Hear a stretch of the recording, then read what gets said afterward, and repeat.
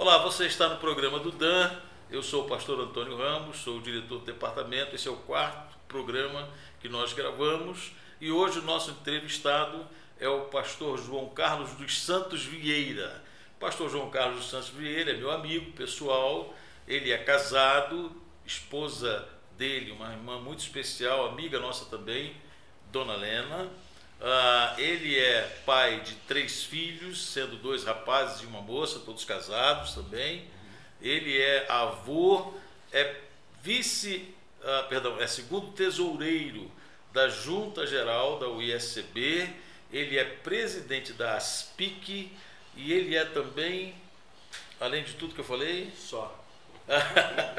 pastor da Igreja Congregacional em São José dos Campos, não é? Já tem muita coisa, né?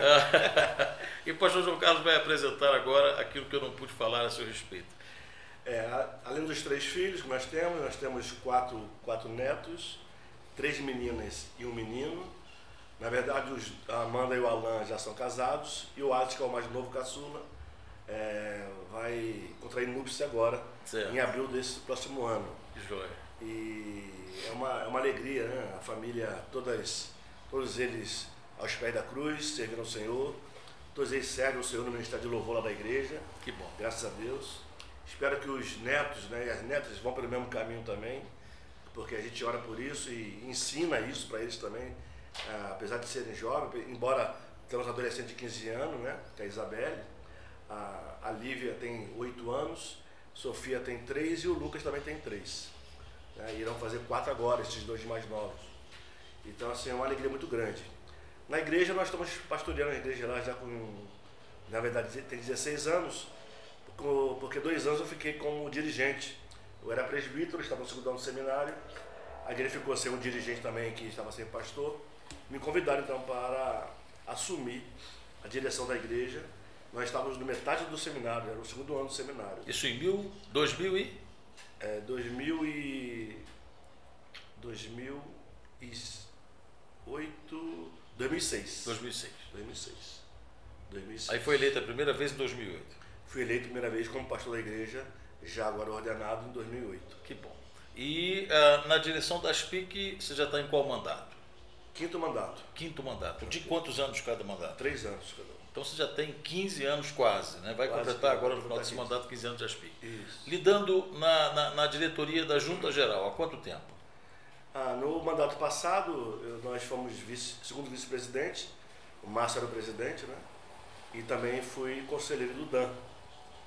Meu colega, inclusive, você. Isso. E para esse mandato agora nós assumimos a parte da segunda tesouraria. Certo. Então você já tem no mínimo 5 anos, na diretoria da Junta Geral. Vai completar os 6, que são os 2 mandatos, agora no final de 2025. Isso. Né? Isso. Muito legal, né? Saber que o irmão tem atuado em várias áreas, em diversas áreas da liderança denominacional, não é? Como pastor de uma igreja local, tem sido muito bem sucedido, não é pouco, 16 anos à frente de uma mesma igreja. Então a gente louva a Deus pela sua vida. Bom, a minha pergunta é, nós estamos aqui num programa de entrevistas e eu, como diretor do Dan, gostaria de perguntar qual foi a impressão que o irmão teve do departamento durante os 3 anos que atuou como conselheiro do Dan, né? Tem saudade desse tempo? Voltaria a atuar no departamento caso houvesse uma oportunidade? Que lembranças boas e ruins o irmão pode trazer desse tempo lá no departamento?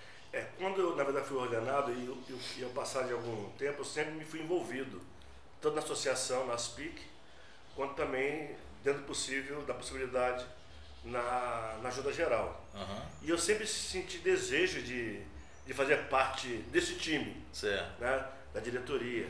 Mas o Dan era um lugar que eu gostaria muito de estar. E aí isso se concretizou em 2020, com a eleição. Só que foi um mandato tampão. Certo. Né? O conselheiro ficou doente, teve que se ausentar, e então fui eleito para o lugar dele para chamava-se de mandato tampão, né? Faltava 3 anos para terminar o mandato dele e você assumiu esse tempo. Isso, perfeito.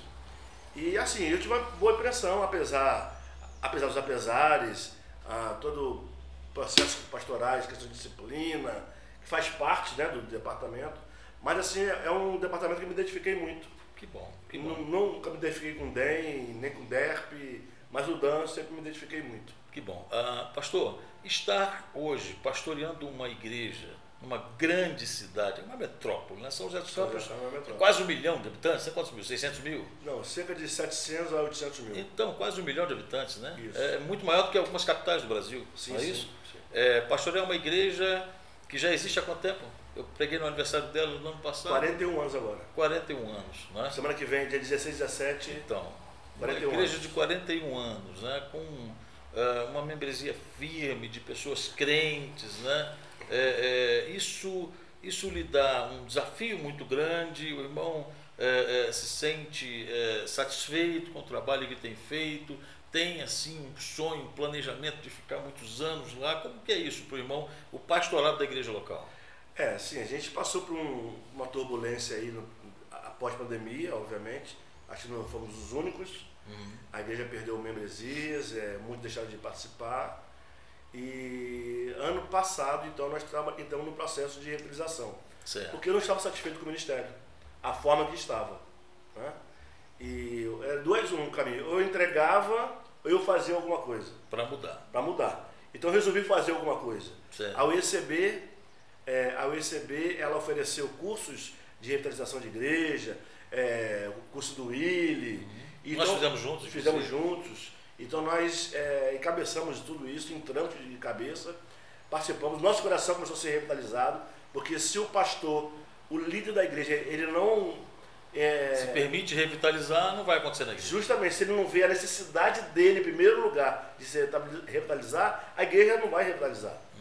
E então nós entramos nesse projeto, conversei com a liderança da igreja, ficaram meio desconfiados, obviamente, é natural, mas eu encarei assim mesmo. E então nós estamos conversando de cooperando para revitalizar. Revitalizar na cooperação na liderança, discipulado, fazer a multiplicação de liderança e discípulos. Certo. Que seria os discípulos, todos fazendo discípulo. Né? A igreja lá tem um lema que é uma igreja que faz discípulos. Que joia. Então, e nós temos visto isso agora, já o fruto começando a aparecer. E já estamos no 2º ano. Eu disse à igreja que nós não iríamos parar em pensar em revitalização enquanto nós não percebemos que a igreja de fato está revitalizada. E aí os resultados virão. Eu acredito que seja ainda um plantio, né? Para aguardar a colheita. Sim. Trabalhar com sua própria família, com seus filhos. Sei que irmã Helena também é presente, mas você falou dos filhos, dos 3 estão no Ministério do Louvor, né? Isso é fácil? Isso gera algum desgaste pessoal, familiar, ou pelo contrário, é uma bênção e a igreja entende bem isso? Como que é isso? Pelo contrário. Só uma pergunta, não é porque eles são seus filhos que eles são os músicos da igreja? Não. Ou seja, eles têm os dons dados por Deus. Tem os Deus. dons naturais deles. Certo. Dons naturais Como a deles. igreja vê isso? É bom? Não, a igreja reconhece isso. A igreja inclusive reconhece isso. Eles são uma bênção no Ministério de Louvor lá. E respondendo a sua pergunta anterior, é normal. Porque na verdade a gente entende assim, eu sou o pastor e eles são as ovelhas desse ambiente de igreja. Certo. E eles respeitam muito isso. Que bom. Tanto é que ele falou lá na frente, ele fala meu pai, agora eu vou chamar meu pai, ele dirige o culto também quando é necessário. Chama o pastor. Chama de pastor, entendeu? Legal. Então todos eles. A minha filha, inclusive, a Amanda, que é a mais velha, ela até brinca conosco, né? Ele chama de pastor, né? Que é a junção do pai com o pastor, né? Então assim, é fantástico isso, em saber que eles... E claro que isso também, por eles serem meus filhos, eles também se dedicam mais, porque eles sabem que é um apoio que estão dando para mim. A igreja cobra deles, além do que cobraria de outros líderes nessa função? Ou seja, você acha que o fato deles serem seus filhos, isso gera uma cobrança maior por parte dos oficiais, da liderança da igreja? Não. Bem natural, bem natural. Aquilo que é cobrado para um é cobrado para todos igualmente. Ótimo. Então, o Dan fez, no mês de setembro passado, um encontro de filhos de pastores. E a nossa preocupação enquanto departamento, conselheiros, é exatamente de que as pessoas entendam que filhos de pastores não são pastores. Não são pastores. E que filhos de pastores são crentes como outros quaisquer. Né? Sim. Então a gente tem colhido já alguns frutos, né, dessa unidade que foi criada de um grupo de filhos de pastores que participou desse primeiro encontro, e a gente espera que isso seja um novo momento para a igreja congregacional no Brasil, entender que filhos de pastores podem ou não ser pastores no futuro, mas não tem obrigação nenhuma, né? Inclusive agora o Alan, que é o filho do meio, no caso dos homens é o mais velho, ele foi indicado lá para a igreja para ser presbítero da igreja. Que benção. Só que ele não entendeu que o momento é agora. Mas o que eu achei muito assim interessante, que a própria igreja reconheceu e identificou isso nele. Que joia, que joia. Pastor, agora vamos falar um pouquinho da ASPIC. A ASPIC tem um território enorme para ser coberto por essa diretoria que o irmão faz parte como presidente, né? Está falando de um estado que tem uma das maiores espaço territorial no Brasil, né? São Paulo talvez seja menor do que a Bahia, Minas Gerais, não sei se do que o Amazonas, mas é um estado muito grande. Eu quero falar, o território do estado é enorme, né? As igrejas ficam espalhadas, não estão todas na capital, algumas no interior e distantes. Por exemplo, Sorocaba, nós tivemos lá no mês passado, eu e minha esposa, é uma viagem, é um deslocamento enorme. É a mais longe que tem Sorocaba, digamos assim, da capital? Não, tem Mococa. Tem Mococa, né? Mococa é bem mais longe. Ribeirão Preto. Bem mais longe. Vamos lá, como é que é o desafio para ser um presidente presente em todas as igrejas da associação, mesmo que elas fiquem tão distantes da cidade? Além das igrejas do litoral, né? Tem as do litoral também. Na verdade, assim, a gente trabalha com agenda e o pessoal, eles sempre nos convidam para estar no aniversário. Quando nós temos a agenda aberta, a data disponível, a gente vai. Mesmo quando não somos convidados, eu procuro estar presente, até por conta da função do cargo. Da função do cargo. E é muito gostoso, o respeito que os irmãos têm, que as igrejas têm por isso também. Ser reeleito 5 vezes não é para qualquer um, né? Eu louvo a Deus por isso. Eu louvo a Deus. Inclusive esse mandato eu nem queria concorrer e o pessoal vieram, sentaram comigo, jovens da associação sentaram comigo, alguns jovens. Pastor, vamos lá mais um mandato e tal.